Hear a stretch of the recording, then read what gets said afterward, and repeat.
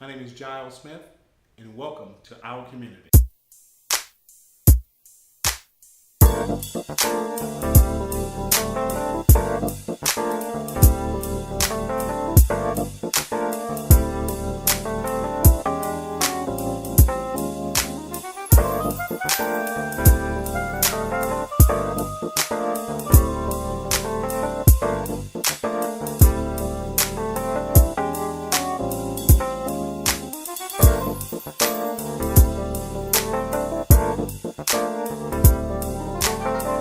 Welcome to this week's edition of Our Community. We have a special guest again today, Thurston Smitty Smith. He's a councilman from Hesperia. He's been actually a good friend of mine, I consider, for the last 2 years. Go back a lot of years, Josh. And I know you ran first for Park and Rec's board in 2004. In 2006, you were elected to the City Council. Yes, I left Park and Rec early, 2004 to 2006. Figured I could do more being on the City Council, so in 2006 I put my name in the hat.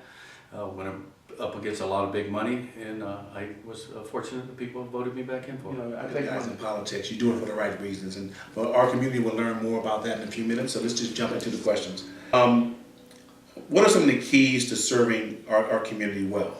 I think it's being involved with the community, not my personal beliefs, and the citizens come to you with their concerns, and you represent them.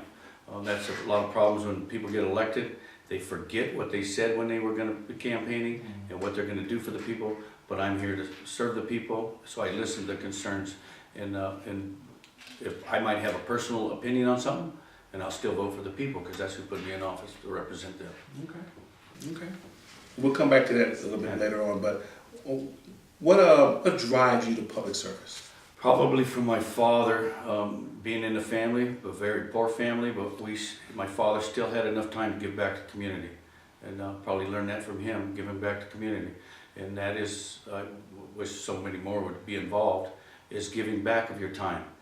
It's not your money, but it's your time, because it don't cost you nothing. In my time in Little League Park and Rec, I helped build batting cages, backstops, coached numerous teams. If a coach didn't show up for another team, I helped out the other families with the kids. It's for them, just giving back. Right. I tell people all the time, especially on this particular show, that I believe our goals in life should be to make the world a better place than when we got here. So if each of us strives for that goal and keep pushing forward. And give back a little bit, you know. It's with your own family, reach out to your neighbors, and help somebody out that needs a helping hand. Right. A hand up, not a hand out, they say. What are some of the important character traits a person should have by entering public service? And I'm talking about character. We've had our share of scandal here in San Bernardino County. So what are some of the character traits that you're looking for? It's got to be honesty and ethical. You can say a lot when you're campaigning, but what you do for yourself. Like you say, there's so many scandalous, and it gives the good politicians a bad name with all the scandals going on. People perceive politicians as all out for their own selves, and that's the hard part. That with the good ones that we still have out there, as they said, bad apple, ruins the whole pot. But there is still a few good politicians that are serving for the right reason. And you use politicians like it's not a bad word, which is good. No, and that's big. You go from the state level to the federal level to the local. I tell everybody, local level is where it's at. You can come to a Park and Rec meeting, school board meetings, city council meetings, and voice your concerns. Yeah. Get up and talk. What amazes me, though, in all the cities in the high desert, the people with one issue in mind will come to the council meeting in mass, yell and scream, and they'll get heard. But the majority of the people may have a similar issue, and they won't come to the council meeting and they never get heard, and no one ever does anything about it. And that's the part where the person, oh, my vote doesn't matter, or they won't listen to my concerns. And I tell people all the time, you have to come to voice your concerns, or we don't know. Been on the council 6 years now, going to 7, and come to me, call me. If you have an issue or problem, and that's probably been successful. In 2006, when I first got elected, I'm the only council member that ever gave out his personal cell number. Everybody thought, oh, he's crazy. What the hell are you going to get a hold of me? Call me up, I'm here. I'm not going nowhere. I like that about you as well. I was just about to say that. That you've always taken my call. I don't even live in your city. And you've always taken my call, and always been there for the youth programs that I'm putting together. And I want to thank you for that as well. And Cheryl, it's about $100 million project with the on-the-crossing and the on-ramp right now. And then we work the county, we got 5 miles of the city of Hesperia, the county has 5 miles. So we're working together with the joint venture there. But with Nisqually and Victorville and the whole high desert, we probably got $160 million in money projects coming to the community finally for transportation projects. There's a lot of those jobs coming to people in the high desert. The locals, you can't stipulate that you can only hire locals, which we all fight for that. But there, certain state laws that say you can't. A lot of them are hired. We put a stipulation that please hire local first and then go outside for it. Can you put down a percentage, like 5%? Legally, no. But my understanding is when we do a project, at state as prevailing wage, we can stipulate that you buy your materials local and try to buy as much as you can local, but there's some things that they can't get here. But for the most part, the contractors, the developers have been working with us, and they do buy as much local as they can and hire local, which is the key to being in a project up here. I like that. At least you're attempting to drive jobs locally, and that's a good thing. And that is a big key. We try to put that stipulation in there with any development, any big transportation project is hire local first. I know we had the housing funds that we got through the city federal government a few years back. We got 3 bids. The lowest bid was an outfit out of Long Beach. So we threw all the bids out, started over again. We're trying to get our local contractors work first. It sounds like your board, your city council, gets along pretty well together. We're pretty fortunate. The last 6 years that I've been on there, we're very cohesive. We work good together. We might disagree in closed session, but when we come out in the public, we keep our personal thoughts out of the way, and we conduct the city's business. You focus on what's good for the people. It's all about the people. It's take your personal beliefs out of it, your disagreements, and it's what's best for the community as a whole. Like you guys should be commended for that. I mean, a lot of boards and commissions in the high desert don't have that luxury. Yeah, and you public see the fighting and the people. Well, how can they get along to do what's right for the people? And that's very tough to do. But we get along real good in our city. Also, you're the president of the League of Cities. Yes. Right? Currently, the city of Hesperia has been a member of the League of Cities probably the last 6 or 8 years, and I got involved. Being the appointment to the League of Cities. It's 15 cities. It runs all the way from Mammoth down to Joshua Tree, 29 Palms, and Palmdale, Lancaster, all the cities concerns in the state. And then I was on the VP for the last 2 years, and then last year I was appointed to be the president. So I run an organization for the Desert Mountain Division, which I said is 15 cities in the high desert. We actually cover 3 counties in the state, but it's a lot of the state issues. All the 2,000 bills that are going through the legislature this year, some of the craziest bills you've ever seen that come through there, and you wonder why. But the legislators, assemblymen that put them through there, they are just thinking about their area. And when they throw laws put in place, it's for the whole state. And I would say, you don't paint us with a broad brush. We want to be localized. Give the local community its own view instead of being the same. We are not in LA or San Francisco, San Diego. Right. So we don't have the same issues as them when it comes to stuff. So we fight for our stuff out in the desert. Johnson Valley, the off-road tourism out here that we have, the Feinstein Desert Protection Act trying to close down our desert. Paul Cook has got a bill coming through Congress right now that is fighting to keep Johnson Valley open. So we've all supported that with resolutions of support. Working with 29 Palms because they're coming north and west and coming into our community where all our riders out there. They come here and shop and buy our fuel, stay the night in our motel room, and that's the tourism factor. And that's where the city gets its revenue from sales tax and people staying here, which is a good thing.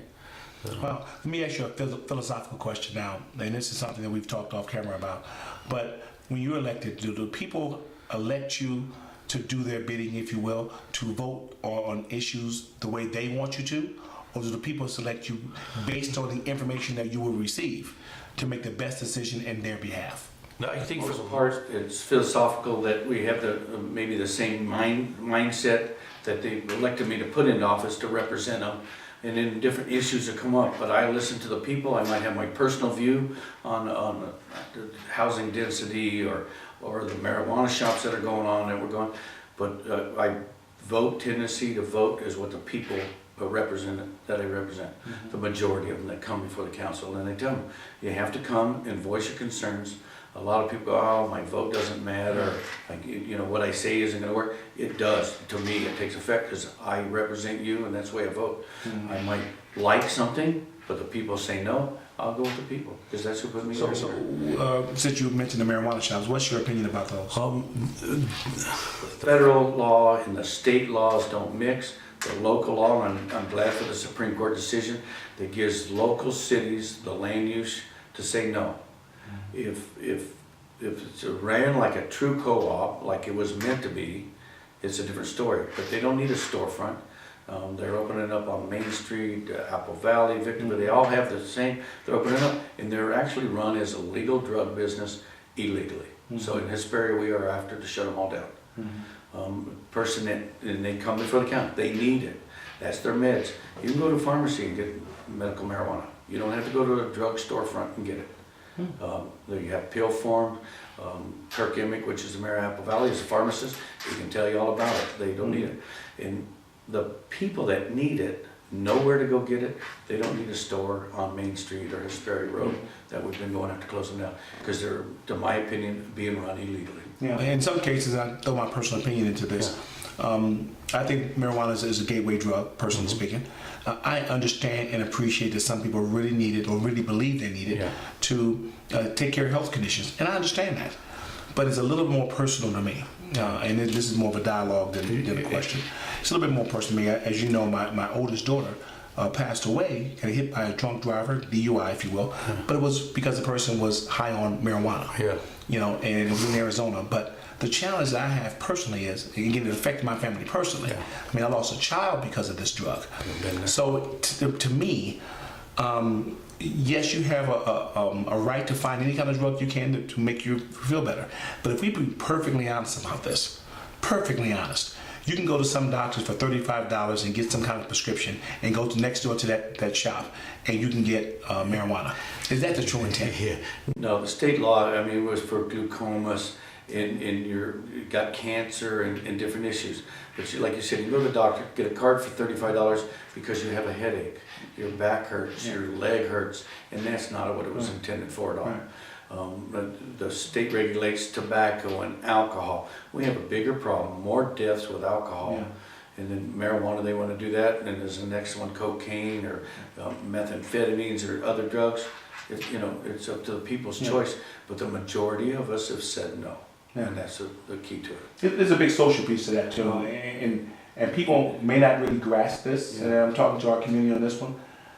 You guys have to really grasp what we're saying here about this particular subject, and we'll have another show about this some more. Maybe get Mr. Emick to come out and talk about it. There's a lot more to it. The people of California voted for marijuana, but they didn't. They voted for medical marijuana for certain issues for our seniors. The average age of a person that has a card, my understanding, is 18 to 26. What kind of medical issues does that young age have? They don't have glaucoma. They might have their headaches or tell the doctor they have a headache.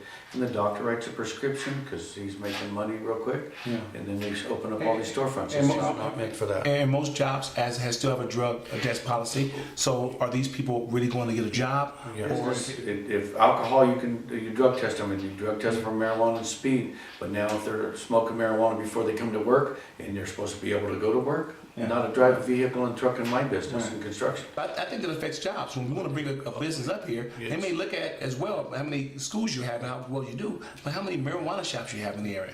It could be a variable. You know, talk about education. The key in the city of Hesperia, we meet. It's called the tri-agency. The city council, the park and rec, and the school board meet once a month. We don't have that much to do with the school district, but I'm involved in Victor Valley College, which has its accreditation issues and all that stuff. Jiles, the same way as a father doesn't want to be in the club that we're in, where we lost a child. I have a scholarship at Victor Valley College, and my son, Brandon Smith's Memorial Scholarship, and I support the kids for better education. And they need that helping hand. They come out of high school, local college is the backbone, and then transfer to a four-year university, which I'd love to see us get one up here in the Victor Valley someday too. But higher education is the key. If it's out of poverty, if it's broken families, a divorce, education is a key out. You got to break the pattern of domestic violence or whatever, and get educated, because that is the key that's going to make you more money. Written in the stars, a million miles away, a message to the main. Oh, the seasons come and go, but I will never change, and I'm on my way. Let's go! Yeah, you're listening now. They say they ain't heard nothing like this in a while. That's why they play my song on so many different dials, cause I got more hits than a disciplined child. So when they see me, everybody barracks. Man, I'm like a young gun, fully black barack. I cry teardrops over the massive. Oh, those boys are much too much. Those boys are much too much. We got the spirit. We're hot. We can't be stopped. We got the spirit. We're hot. We can't be stopped. We're going to beat them and bust them.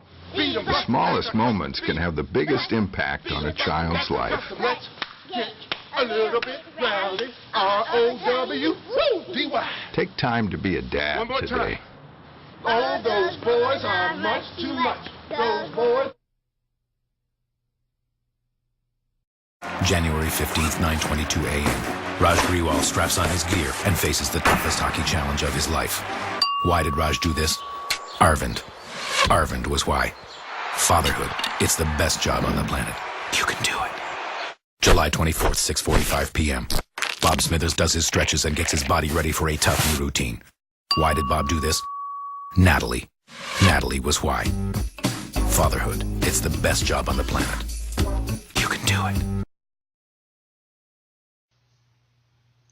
Welcome back to Our Community, brought to you by the CYAP. Okay, what makes an effective local government? Being involved with the community and listening to their concerns. Most of the time everything goes along real good, but then you have a controversy, the pot shops, the funding for the rancher, the funding for the on-ramp. With Mike Leonard being on Sandbag had extra money from down in San Bernardino on the 15 freeway corridor project. They called us up, and we had kept the plans updated every year. You wonder, somebody could throw another $100,000 to update the plans. Is it feasible? We got lucky. We kept doing that, and they was actually the only shovel-ready project in San Bernardino County. So that money came to Hesperia for the rancher project. And then being in the forefront, being ready for that when it comes. Sometimes it takes a few years to get there, but that is the being ready for that stuff. Being involved in the community, listening to the citizens' concerns, and they're ever changing. You know, we have big problems in the high desert right now with the crime, and there's been 4 shootings in the last month in Victorville.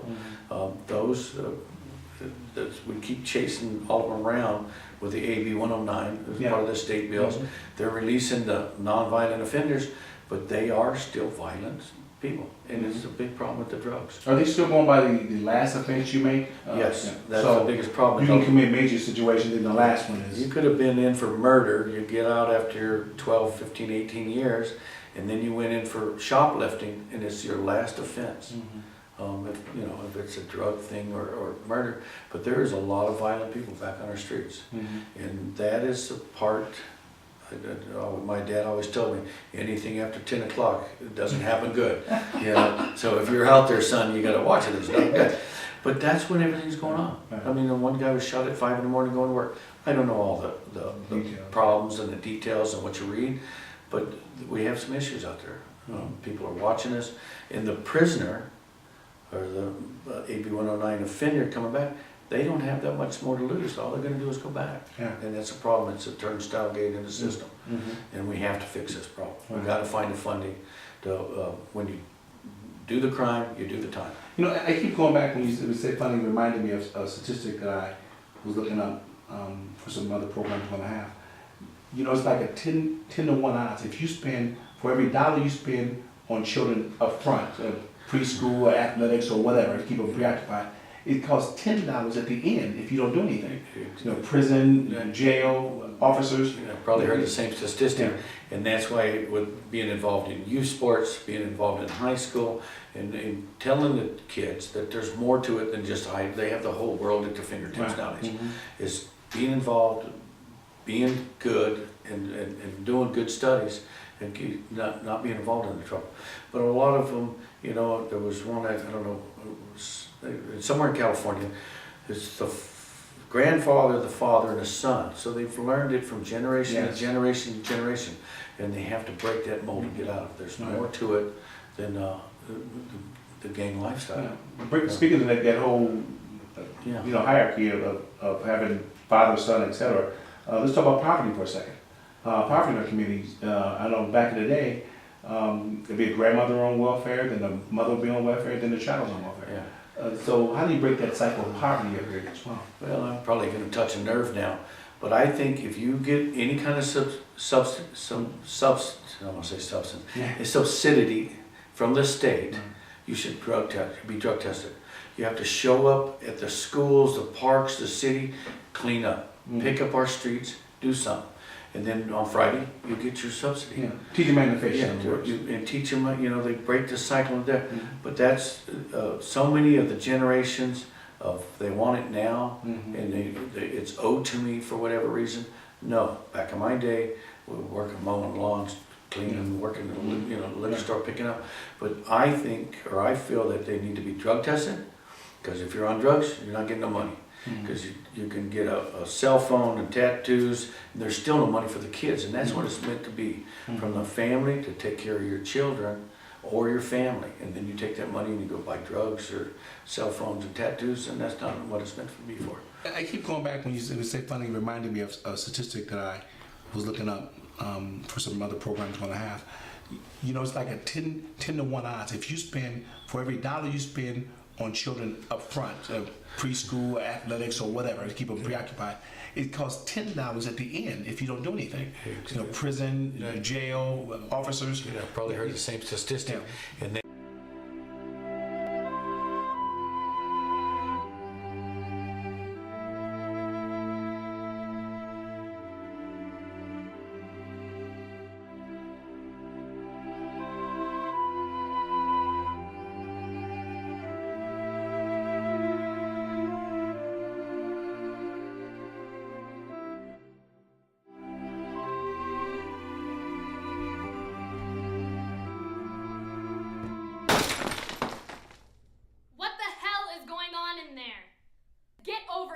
right now. You always do this. I can't believe that you haven't learned by this point.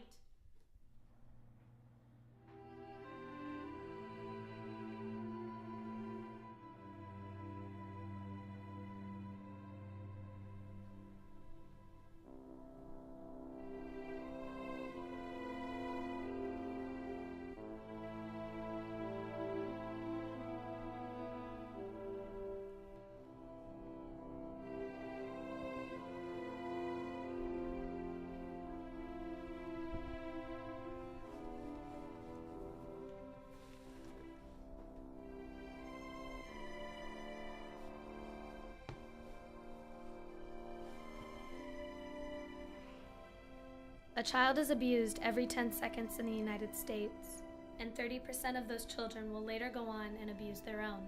Help stop the cycle and report child abuse to your local CPS.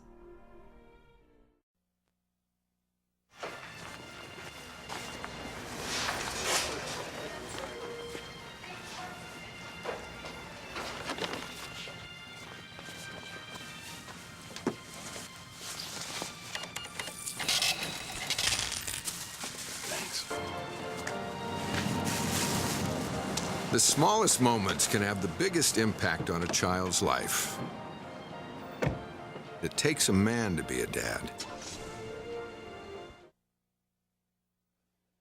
They know how to game the system, and that's where I said, if you took them and you go to the department, welfare department, and you're down and out, and you need some help. Granted, that's what it's there for. But when you continuously do this for generations and generations, we have a problem. If we drug test them, make them show up somewhere for work.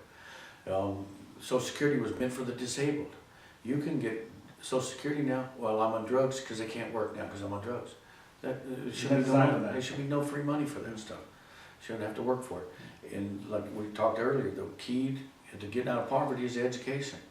Break the mold and get out and do what's right, get educated and step up. We just got back, I didn't go, but the staff and a couple of council members went to the ICSC, which is the International Center Conferences, Shopping Center Conference in Las Vegas, and we're trying to bring more jobs to Hesperia. We have our rail spur in our industrial area. We have the freeway corridor, which is going to be our whole development for the next 20 years. And that'll be our sales tax base. Right. Instead of just retail jobs, and I'm trying to get manufacturing jobs here, things that we make, and I tell everybody, a lot of people want to come to Hesperia. They want to come to the high desert. We just happen to be in California, which has all the other regulations and the problems that they create. They say that they're job friendly and creating jobs, but the state of California, in my opinion, is not at all. That was great. Thank you again, our guest, Smitty Smith from Hesperia, and see you next week on Our Community.